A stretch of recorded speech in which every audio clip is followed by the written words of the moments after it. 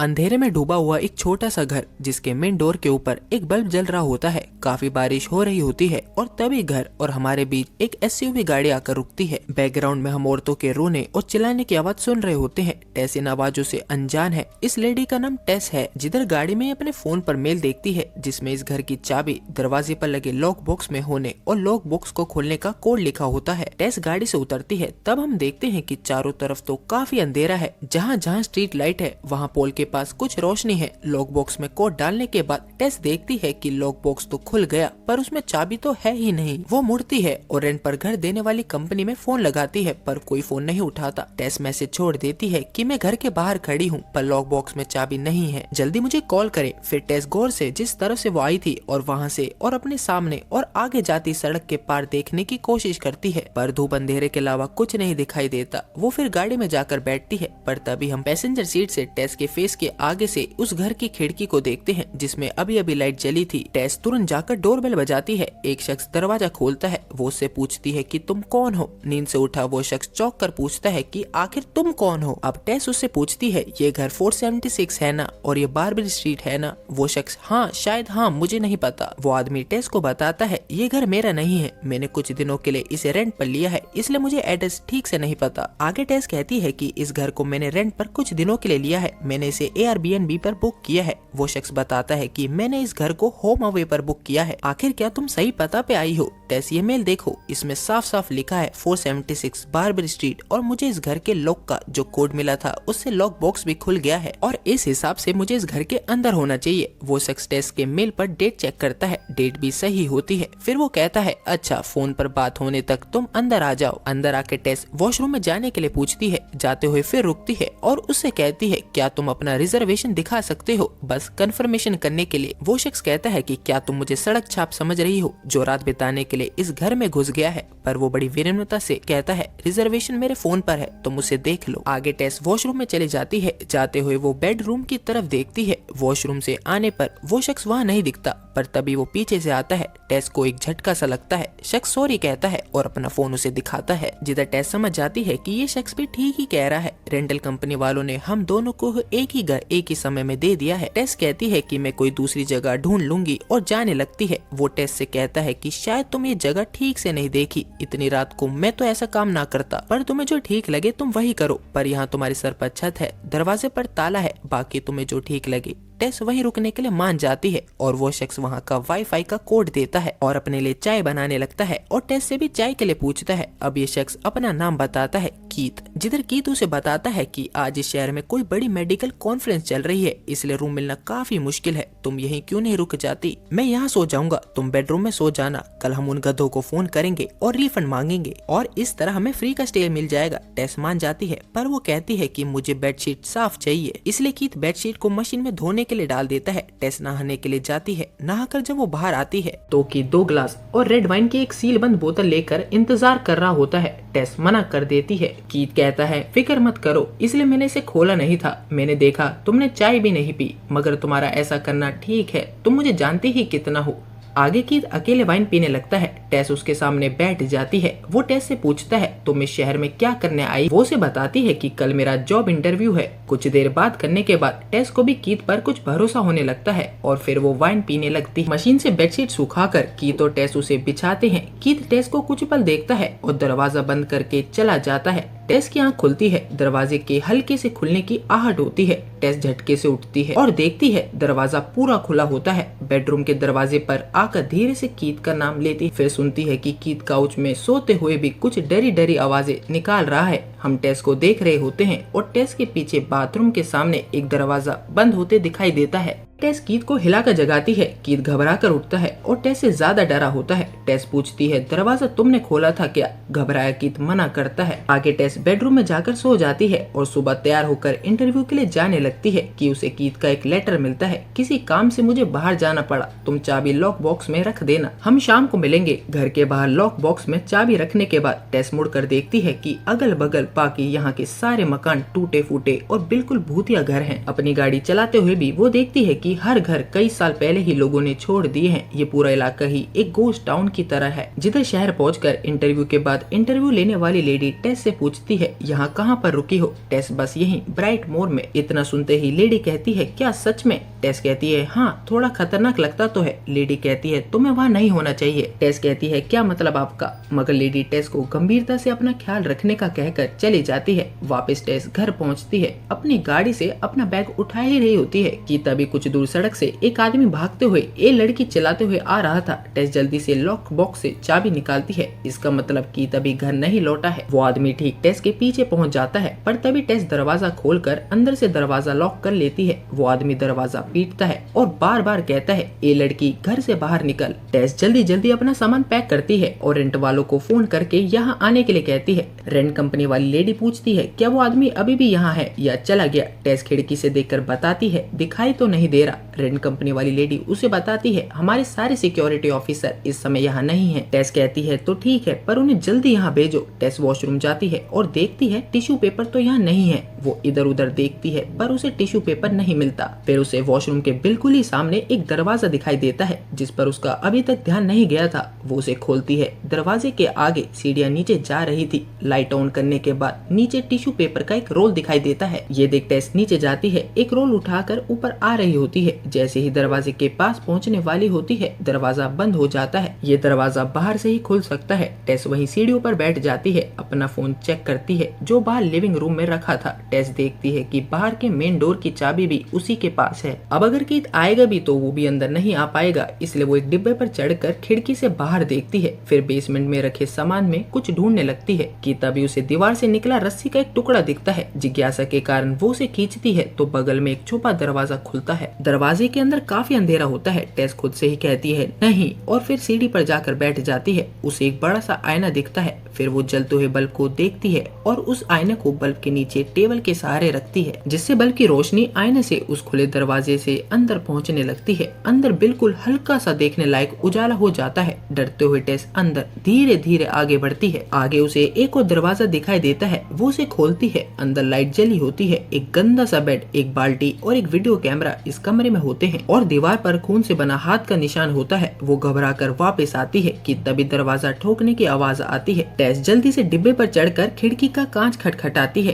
Keith पूछता है, तुम नीचे क्या कर रही हो? दोनों जोर लगाकर खिड़की खोल देते हैं। आगे टेस उसे चाबी देती है। कीथ बेसमेंट का दरवाजा खोलता है। टेस घबराकर उसे भी यहाँ से जल्दी भागने की बात कहती है। वो उसे बताती है बेसमेंट में खुफिया जगह है। कीथ उसे शांत करने की कोशिश करता है और उससे पूछता है, तुमने क्या देखा? टेस उसे कहती है कि अंदर एक तहखाना है, वहाँ एक बेड, एक कैमरा और एक बाल्टी है। मैंने वहाँ एक पंजे का निशान भी देखा। कीथ कहता है, वो एक बेसमेंट है जहाँ कबाड़ भरा है, इसमें कुछ भी अजीब नहीं है। टेस कहती है, तुम्हें जो करना है करो, पर मैं तो यहाँ से जा रही हूँ। जिधर टेस अपना सामान उठाकर जाने लगती है, कीथ उसे कहता है, टेस मुझे बस एक बार वहाँ जाने दो। वो कहती है, मगर मैं नीचे बिल्कुल नहीं जाऊंगी। कीथ कहता है, ठीक है, पर तुम यही इंतजार करना, कहीं मैं नीचे ना फंस जाऊँ। टेस कहती है, ठीक है, और कीथ बेसमेंट में चला जाता है। टेस अपना बैग रखती है और बेसमेंट के दरवाजे से आवाज लगाती है, कमरा मिला क्या? कीथ हाँ कहता है। जिधर टेस थोड़ा अंदर आकर 3-4 सीढ़ी उतर जाती है और उस रस्सी के खुलने वाले दरवाजे को देखने लगती है और फिर एक आवाज कीथ को लगाती है, पर इस बार कीथ का कोई जवाब नहीं आता।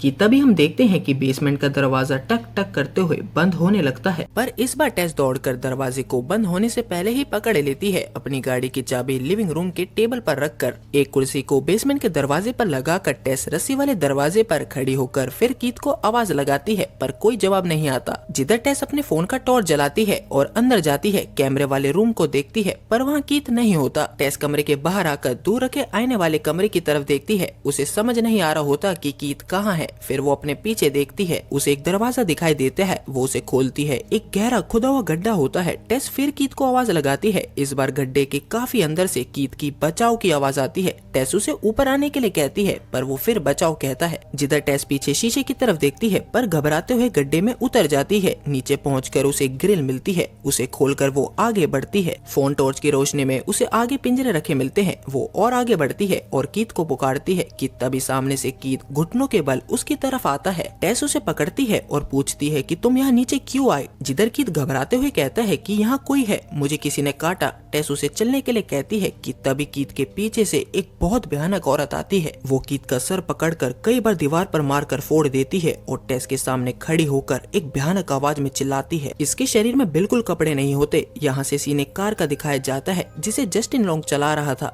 इस मूवी में इसका नाम एजे है। कि इतने में उसके पास उसके मैनेजर का फोन आता है। वो उसे बताती है उसके साथ शो में काम करने वाली एक को एक्टर ने उस पर एक रेप का केस कर दिया है। एजे अपने फाइनेंस एडवाइजर से मिलता है। वो एजे को बताता है ये केस लड़ने के लिए तुम्हें अपना घर और जमा पैसे सारे लगाने पड़ेंगे। एजे उसे बताता है ये झूठा केस है, मैं ये केस जीत जाऊंगा। एजे मिशिगन के डिट्रॉइट शहर में पहुंचता है। ये वहाँ एयरबीएनबी के ऑफिस में अपने घर की चाबी मांगता है, जिधर रिसेप्शनिस्ट इसे चाबी देती है और एड्रेस बताती है 476 बारबेरी। ये भी रात में इसी घर के आगे अपनी गाड़ी खड़ी करता है। टेस की गाड़ी को देखकर कहता है ये किसकी गाड़ी है और घर के अंदर चला जाता है। वो अंदर बेसमेंट का दरवाजा कुर्सी के सहारे खुला देखता है और कुर्सी को हटाकर दरवाजा बंद कर देता है। बाथरूम में ब्रश और दूसरे सामान को भी देखता है। बेडरूम में टेस का सामान देखकर खुद से ही पूछता है कौन ये, जिधर वो अपनी कंपनी में फोन करके पूछता है यहाँ कोई रह रहा है क्या। वहाँ से आवाज आती है कि 2 हफ्तों से तो हमने यहाँ पे किसी को किराए पे दिया ही नहीं। मगर वो कहता है यहाँ पर तो किसी का सामान पड़ा है। सीन कट होता है। वो एक बार में अपने दोस्त से मिलने जाता है, जहाँ वो उसे बताता है कि मुझ पर झूठा केस डाला है, हम दोनों अपनी मर्जी के साथ सोए थे। जिधर वो नशे में फिर घर लौटता है और सुबह उठकर टेस के बैग को चेक करता है। चाय पीते हुए टेबल पर रखी टेस की गाड़ी की चाबी देखता है और फिर बेसमेंट के दरवाजे की तरफ देखता है। बेसमेंट का दरवाजा खोलकर लाइट जलाता है, पर इस बार वो लाइट नहीं जलती।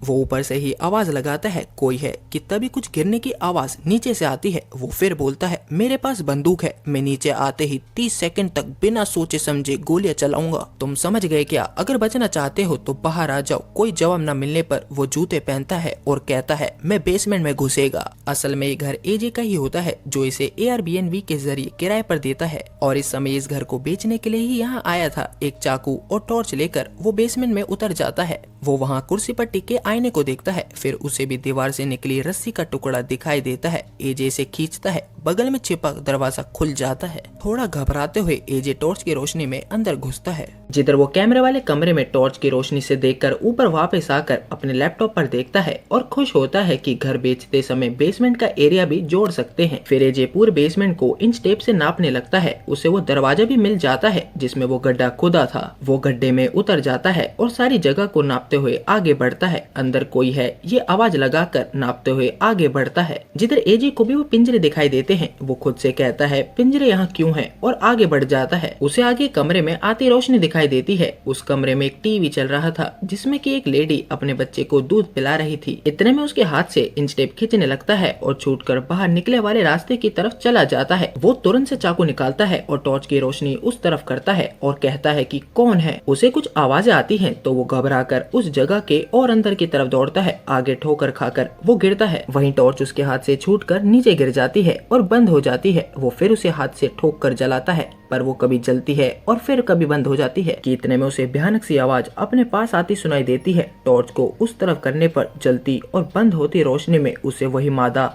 आती दिखाई देती है। एजे तुरंत और अंदर की तरफ भागता है। वो भागते भागते 9-10 फीट के गड्ढे में गिर जाता है। टॉर्च की रोशनी से ऊपर की तरफ देखता है। गड्ढे के ऊपर लगा लोहा बंद होता है और टेस उसके मुंह में हाथ रखकर उसे आवाज न निकालने के लिए कहती है। और तभी अगला सीन इस घर के सामने का दिखाया जाता है, मगर ये समय कुछ साल पहले का था जब ये पूरा इलाका काफी सुंदर था और सभी लोग अपने घरों में रहा करते थे। इस घर से एक आदमी को निकलते हुए दिखाया जाता है। ये आदमी एक स्टोर में जाकर सेल्स वूमेन से बच्चा पैदा होने से पहले इस्तेमाल में होने वाले सामान को लेता है और अपनी गाड़ी में बैठकर एक लेडी की तरफ देखने लगता है। वो लेडी तो अपनी कार में बैठकर चल देती है। ये उसका पीछा करके उसके घर पहुंच जाता है। फिर एक प्लम्बर का कोट पहनकर उसके घर पहुंच जाता है, जिधर लेडी को मेन पाइपलाइन में प्रॉब्लम बताकर बाथरूम में जाता है और बाथरूम की खिड़की का लॉक अंदर से खोल देता है और यहाँ से चला जाता है। इसके बाद ये अपने उसी घर 476 में आता है। इसका पड़ोसी इससे कहता है मैंने अपने घर को तो सेल पर लगा दिया है, ये जगह अब रहने लायक नहीं रही, तुम कहाँ जाओगे? ये कहता है मैं कहीं नहीं जाऊंगा। जिधर ये आदमी स्टोर से लिए सारे सामान लेके बेसमेंट में जाता है और बेसमेंट से किसी औरत की चिल्लाने की आवाज आ रही होती है। यहीं पर फ्लैशबैक खत्म होता है।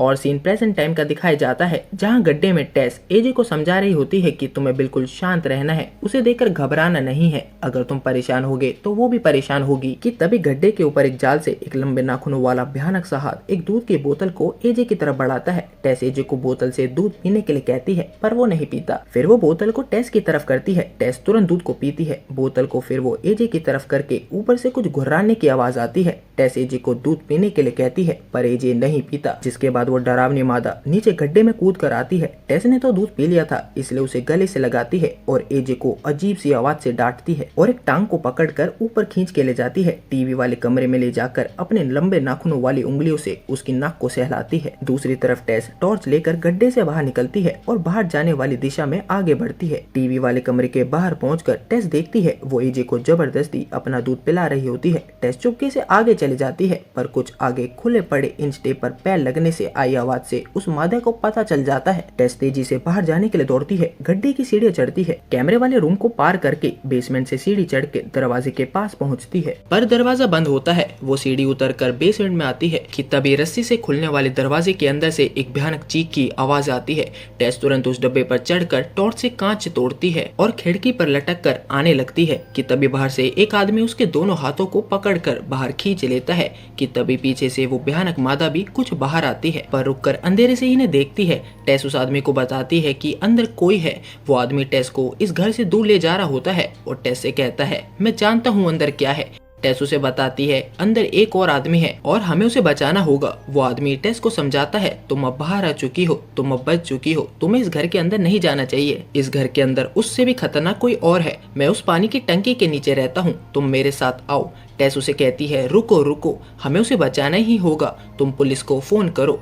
वो कहता है कि मेरे पास तो फोन नहीं है और तुम उसे कैसे बचाओगी, तुम यहाँ से निकल जाओ, क्योंकि वो अंधेरे में बाहर आती है, फिर वो तुम्हें ढूंढेगी। अंधेरे में यहाँ आने की सोचना भी नहीं। जिधर टेस पैदल पैदल यहाँ से शहर की तरफ चल देती है, इधर घर के नीचे एजे अपने फोन के टॉर्च की रोशनी से और अंदर की तरफ चल जाता है, जहाँ उसे एक दरवाजा दिखाई देता है कि पीछे से गुर्राने की आवाज सुनकर वो दरवाजा खोलकर अंदर जाता है। जिधर दूसरी तरफ टेस इस इलाके से बाहर निकलकर एक पेट्रोल पंप पर पहुंचती है और वहाँ एक बूढ़े से फोन मांगती है। इधर एजे उस रूम से बाहर निकलकर बूढ़े को देखता है। वहीं दूसरी तरफ टेस के पास एक पुलिस कार आकर रुकती है, जिसमें कि 2 पुलिस वाले होते हैं। वो टेस की हालत देखकर उसे ड्रग एडिक्ट समझते हैं, इसलिए वो उसकी बातों पर विश्वास नहीं करते। वो टेस से आईडी मांगते हैं। टेस उन्हें गुस्से से कहती है, मैं कोई ड्रग एडिक्ट नहीं हूँ, मुझे घर में कैद किया था, मैं वहाँ से किसी तरह निकल कर आ पाई हूँ और एक आदमी वहाँ अभी भी कैद में है और उसकी जान खतरे में है। इधर बीमार बूढ़ा एजे से पानी मांगता है। एजे बूढ़े से कहता है, हमें यहाँ से बाहर निकलना है, यहाँ वो घिनौनी चीज है, मैं पुलिस को यहाँ इकट्ठा करूंगा। बूढ़ा उसे मेज की तरफ इशारा करता है। एजे उसे मेज उठा कर देता है। ये बूढ़ा वही आदमी था जो जवानी में इस शहर की औरतों को किडनैप करके यहाँ लाता था और उनका कैमरे वाले कमरे में रेप किया करता था। इधर टेस दोनों पुलिस वालों को घर के बाहर लाती है और उन्हें समझाती है इस घर के बेसमेंट में एक आदमी कैद है जिसकी जान कभी भी जा सकती है। पुलिस वाले अभी भी टेस की बात नहीं मानते, क्योंकि घर पर ताला था और पुलिस वाले ताला तोड़कर अंदर नहीं जाना चाहते थे। कि तभी दूसरा पुलिस वाला अपने साथी से कहता है कि मेनलैंड में कई गोलियां चली हैं। दोनों पुलिस वाले गाड़ी स्टार्ट करते हैं और जाने लगते हैं। पीछे से टेस उन्हें गालियां देती है और कहती है, तुम जा रहे हो, वो अंदर एक को मार चुकी है और दूसरे को शायद मार दिया होगा। मगर वो दोनों चले जाते हैं। टेस खिड़की को तोड़कर अंदर जाती है, अपनी गाड़ी की चाबी लेकर गाड़ी में बैठती है। इधर एजे वहाँ रखी बहुत सारी कैसेटों में से एक चलाता है और एजे को पता चलता है कि असली गुनहगार तो ये बूढ़ा है। इतने में बूढ़ा मेज से रिवॉल्वर निकालता है और खुद को गोली मारकर खत्म कर लेता है। यहाँ टेस गाड़ी स्टार्ट करके लाइट जलाती है कि उसी वक्त वो भयानक मादा चीखते हुए घर से बाहर आती है। टेस अपनी गाड़ी से उसे उड़ाते हुए इसी घर की दीवार और अपनी गाड़ी के बीच दबा देती है। गाड़ी फिर स्टार्ट नहीं होती। जिधर वो मादा वहीं फंसी हुई इसको घूरते हुए मर जाती है। टेस गाड़ी से बाहर निकलती है। इधर एजे मरे हुए बूढ़े की रिवॉल्वर लेता है और बाहर जाने के रास्ते में काफी डर के चल रहा होता है। टेस भी घर के अंदर पड़े टॉर्च को उठाती है जो कभी जल बुझ रही होती है। कुर्सी को दरवाजे पर टिका कर अंदर चली जाती है। वहीं कैमरे वाले कमरे को पार करके गड्ढे में नीचे उतरते वक्त टॉर्च बंद हो जाती है। अंधेरे में टीवी वाले कमरे के सामने पहुंचकर वो आगे देखती है। मोबाइल टॉर्च की रोशनी उसकी तरफ आ रही है। टेस जैसे ही कुछ बोलने के लिए मुंह खोलती है, उसके कमर के कुछ ऊपर एक गोली आकर लगती है। वो नीचे गिर जाती है। टीवी से आती रोशनी में एजे को पता चलता है उसने तो टेस को ही गोली मार दी। जिधर वो उसे उठाता है और सहारा देकर घर के बाहर ले आता है। टेस की टूटी गाड़ी देखता है जहाँ टेस उसे बताती है वो नहीं है, वो चली गई, मैंने उसे गाड़ी से दबाकर मार दिया था। एजे कहता है तो वो कहाँ चली गई। टेस पूछती है कि तुम्हारे पास कार है क्या। एजे बताता है हाँ, पर उसकी चाबी वहाँ नीचे है और मैं वहाँ बिल्कुल नहीं जाऊंगा। आगे टेस बताती है कि यहाँ एक महफूज जगह है, वहाँ चलो। दोनों पानी की टंकी के पास उस आदमी के पास जाते हैं जो वहाँ रहता था। वो आदमी दोनों को अपने साथ बैठा लेता है। वो उन्हें बताता है कि वो औरत पिछले 40 सालों से वहीं रहती है, वो उसके बाप का घर है। वो आदमी औरतों को वहाँ उठा कर ले जाता था, न वो कभी इस घर से कहीं गया और न अपनी बेटी को कहीं जाने दिया। जिधर टेस उससे पूछती है तुम्हें यकीन है वो यहाँ नहीं आएगी। वो आदमी कहता है मुझे यहाँ 15 साल हो गए हैं और वो आज तक यहाँ नहीं आई। पर तभी पीछे से वो आती है और उस आदमी का हाथ उखाड़ कर उसी हाथ से मार मार कर उसे मार देती है। जिधर एजे भागता है